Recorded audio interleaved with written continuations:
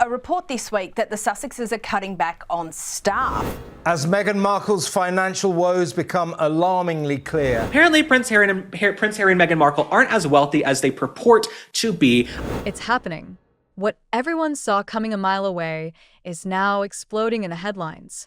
Prince Harry and Meghan Markle, once the epitome of Hollywood royalty, are in the middle of a full-blown cash crisis. And not just the kind that can be spun with a slick PR statement or some feel-good podcast quote. No, this time it's real. Layoffs have started. Staff members are being cut. The couple's entire glamorous empire, the California mansions, the glitzy deals, the "we're doing better than the royals" facade, is now crumbling in plain sight. But the real question is, how did they get here? What went wrong? Let's take a deeper dive into this shocking downfall. When Harry and Meghan first walked away from the royal family, the world was watching. It was a bold, controversial move. The monarchy had been a massive part of their lives, and leaving it behind made headlines worldwide. But in that moment, no one could have predicted just how quickly they would attempt to pivot into the Hollywood spotlight. The media buzzed as they moved into their California mansion, where they were photographed alongside Hollywood's elite. They were positioned as the ultimate power couple, young, stylish, and full of potential. And Hollywood bought into the dream. The couple's deal seemed like a slam dunk. A $100 million Netflix deal, a podcast deal with Spotify, speaking engagements, and magazine covers. It was all part of the dream they sold, a vision of royalty, but with the victim narrative at the heart of it. But let's talk numbers, because this is where things get interesting. That $100 million deal with Netflix. It sounded too good to be true, and well, it was. The deal wasn't exactly what people thought. Fresh reports revealed that the figure is actually closer to $20 million, and that too is spread across several years. This isn't the upfront cash that some assumed, but a much slower payout, and one that's eaten into by taxes, production costs, and hefty staff salaries. Even more interesting is the fact that the money has to stretch far. The Netflix content, which was supposed to be groundbreaking, hasn't produced the blockbuster success they envisioned. Their first docuseries, which was hyped as a peek into their new lives, ended up feeling more like a lengthy complaint session than a dynamic, insightful documentary. The Netflix deal, once thought to be the golden ticket, hasn't proven nearly as lucrative as everyone thought. And then, there's the ongoing issue of their lavish spending. The multi-million-dollar mansion in Montecito, luxury wardrobes, private jets, it all looked great on the outside, but behind the scenes, these expenses began to pile up. With the new projects slowing down, the financial strain became more visible. The industry may have rolled out the red carpet for Harry and Meghan initially, but it turns out that carpet wasn't nearly as long as they thought it would be. The Sussexes brand was always about the fairy tale narrative. But what happens when the shine starts to fade and reality sets in? We've all seen it before, celebrities with initial success that inevitably fades as time passes, and Harry and Meghan are no exception.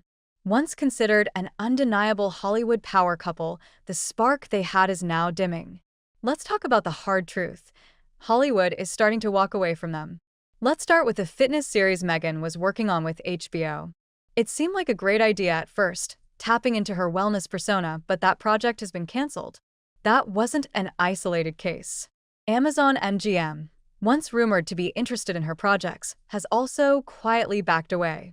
Even bigger figures like Ari Emanuel, one of the most influential agents in Hollywood, have distanced themselves from the Sussexes. This wasn't a small thing. These were huge opportunities that just evaporated. What's even more telling is the fact that Meghan and Harry have found themselves in the media spotlight for all the wrong reasons. Industry insiders have started to speak out. The same publications that once validated their new lives, Vanity Fair, Hollywood Reporter, have now published exposés calling out Meghan for being difficult to work with, controlling, and even terrifying. It's no longer the tabloids that are pushing these stories. It's the trusted media outlets. These are the same platforms the couple once relied on for positive coverage. Now, the narrative is shifting, and it's not in their favor. And what's even more shocking, the once glamorous image of being royal but free isn't resonating as much as it used to. When the Sussex brand was built, it relied on one simple formula: victimhood and royalty. But what happens when people stop feeling sorry for you? When the world has heard your story one too many times? Harry and Meghan were never just the royal couple. They were supposed to be the victims of a harsh, unforgiving monarchy. But after repeating this narrative endlessly, it's getting harder to sell. The industry, it seems, is starting to realize that their appeal might be too superficial to last. There's only so much the victim card can do when the public sees the same grievances played out time and time again. And when Hollywood insiders are starting to back away, it's clear that things are unraveling at an alarming rate. Now, let's turn the spotlight on Meghan and how she's reacting to this downfall. And trust me, it's not with grace or reflection. According to multiple sources, Meghan's response to the cancellations and setbacks has been nothing short of a meltdown. Instead of taking a step back, regrouping, or reflecting on what went wrong, she's lashing out. And allegedly, she's planning a podcast retaliation. That's right. Sources say she's plotting to name and shame everyone who's distanced themselves from her. She's going to air out all the dirty laundry one episode at a time. But this isn't the first time Meghan has used drama to shift the narrative. Whether it's through angry Twitter rants, strategic leaks to the press, or passive-aggressive comments in interviews, Meghan seems to have perfected the art of deflection. The moment things go south, it's never about self-reflection. No, instead, it's about turning it into a personal attack. Everyone's against her. The media, the industry, even her own team. It's always someone else's fault. But here's the problem with that approach. People are starting to notice. The world is tired of hearing the same old story. The sympathy is drying up. How long can you play the victim before people start to question your narrative? Meghan's refusal to take accountability is starting to backfire. And in an industry where credibility is everything, she's losing the trust of not just the public, but the people she needs to stay relevant. The same people she once called her allies are now stepping away, and Meghan's reaction is only making it worse. What's even more surprising is how little Harry seems to be doing to rein in the chaos. Instead of being the calm, level-headed figure we've seen in the past, Harry is now seen as the ultimate enabler. He's following Meghan's lead, even when it's straight into a PR disaster. The once charming prince is becoming known for his constant defense of Meghan, even when it's clear she's the one causing the problems. So, let's take a step back and look at the bigger picture here. What do we have? A brand built on two key elements, being royal and being wronged. And for a while, it worked. People rallied behind them, feeling sorry for the couple that left the royal family to find their own way in the world. But here's the thing, once you've told that story, how many more times can you replay it? Think about it. Their story was simple. They left the royal family, they were mistreated, and they felt unheard. That was the script. And for a time, it resonated. But after multiple tell-alls, interviews, documentaries, and social media posts, the narrative started to feel, well, stale.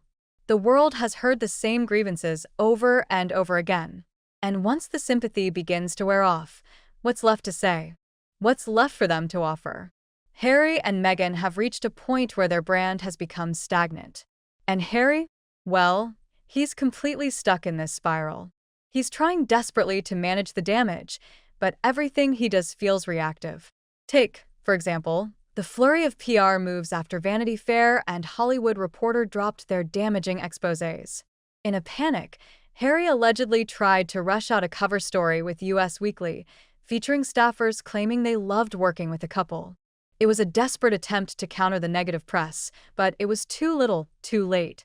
When you're trying to counter mainstream outlets that are usually sympathetic to your brand, it feels weak. This, right here, is where Harry's brand is in danger. Instead of playing the game strategically, he's reacting to every headline with panic, and in doing so, making everything worse. Behind closed doors, it's chaos. Meghan's not the easygoing, wellness guru she tries to present. Sources say she's been quick to turn cold and ruthless when things don't go her way, leaving staff terrified of what version of her they'll deal with on any given day. And Harry? The lovable, charming Harry we used to know is now seen as the ultimate enabler, following Meghan's lead even when it leads to disaster. Staff turnover is out of control, and it's clear. Projects are pitched and dropped with no real direction. Their team is exhausted, constantly shifting gears, scrambling for a sense of stability, only to be hit with the next negative headline.